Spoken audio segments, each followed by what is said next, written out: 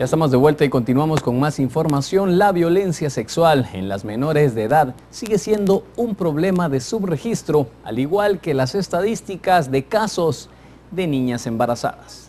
El Observatorio de Salud Reproductiva está en constante monitoreo del cumplimiento de la carta firmada en el 2010, Prevenir con Educación, a cargo de los Ministerios de Educación y de Salud. El Ministerio de Educación lo que tenía que hacer era hablar sobre la educación sexual a los alumnos y alumnas, ¿verdad? El Ministerio de Salud lo que tenía que hacer era implementar espacios amigables. No solo espacios, ¿verdad?, sino que tenían que ser lugares como clínicas, ¿verdad?, que se les diera métodos e información. Se ha asumido responsabilidad, pero no se ha ejecutado.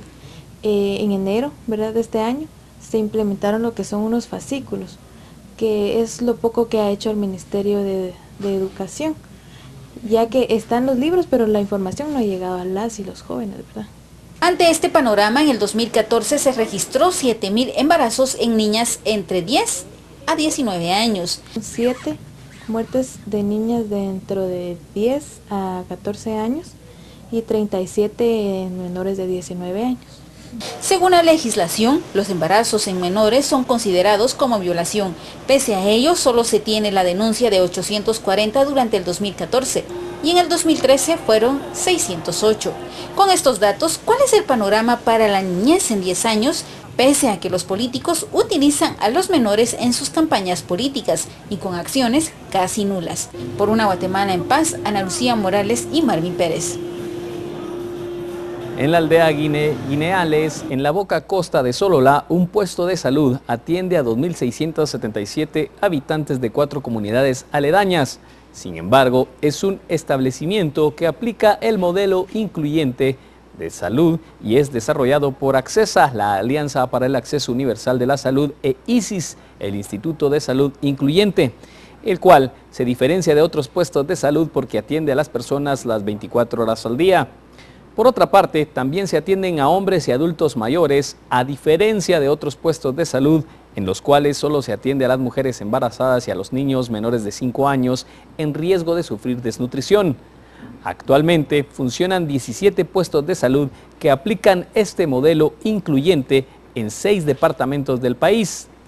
De acuerdo a Juan Carlos Verdugo de Accesa, el proceso del modelo incluyente es fortalecer la atención del primer nivel de salud para así evitar el colapso del segundo y tercer nivel, es decir, centros de salud y hospitales.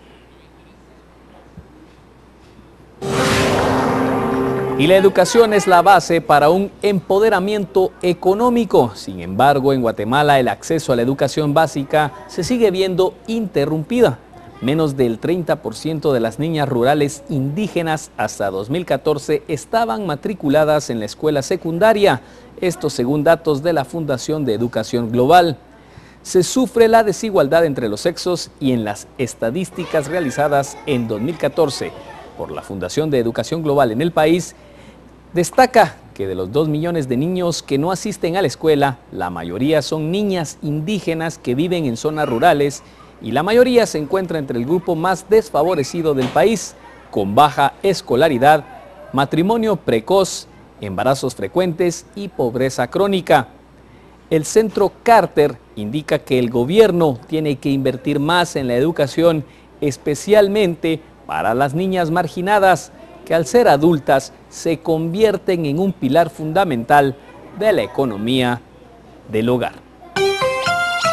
La educación es fundamental para un país en el que precisamente la falta de ello hace esclavos a los pueblos. Una persona que no sabe leer y escribir tiene por delante cualquier cosa menos un futuro esperanzador. Y un estudio realizado en conjunto por el Centro Carter, ONU Mujeres, Acción Ciudadana y la Procuraduría de los Derechos Humanos manifiesta que las poblaciones más vulnerables, marginadas, son aquellas que tienen difícil acceso a la información. Su acceso permite al público en general solicitar y recibir información del gobierno, así como de las entidades privadas que ejercen funciones públicas o que reciben fondos públicos. El acceso a la información es un derecho, aunque han transcurrido 7 años desde la aprobación de la Ley de Acceso a la Información Pública y su derecho sigue siendo una deuda, sobre todo para las mujeres. El estudio realizado en 6 departamentos del país concluye que la exclusión de las mujeres al acceso de la información no solo es por pobreza, falta de educación o el miedo a represalias que pudieran causar al solicitar este tipo de información, sino que también por el difícil acceso o la lejanía de las oficinas públicas. En este estudio pudimos también conocer de que aparte de lo que ya conocemos, que es el analfabetismo, también existe el machismo, que con el machismo las mujeres muchas veces no tienen la facilidad de acceder a la información. Y no solo la facilidad del acceso, sino que no les permiten salir desde sus hogares, ¿verdad? O desde el lugar en donde se encuentran para ir a buscar la información. Entonces sí, aparte de eso también pudimos conocer de que otro de los obstáculos es la pobreza, que de la misma manera limita a que las mujeres puedan movilizarse. Y en la Declaración Universal de los Derechos Humanos se indica que toda persona tiene derecho sin discriminación alguna a igualdad de salario por trabajo. Sin embargo, en Guatemala, las mujeres siguen ganando menos que los hombres por realizar la misma tarea. Un 24% menos de acuerdo a la Comisión de Derechos Humanos. El acceso de las mujeres a la fuerza laboral es significativamente menor al de los hombres. Su tasa de participación es de 49% para las mujeres frente a un 88.3% para los hombres, según el Índice de Desigualdad de Género de Naciones Unidas. Este también presenta en el informe que las mujeres representan un porcentaje proporcionadamente alto de mano de obra en industrias textiles o maquilas, donde los derechos laborales raramente se aplican y las condiciones de trabajo son extremadamente difíciles.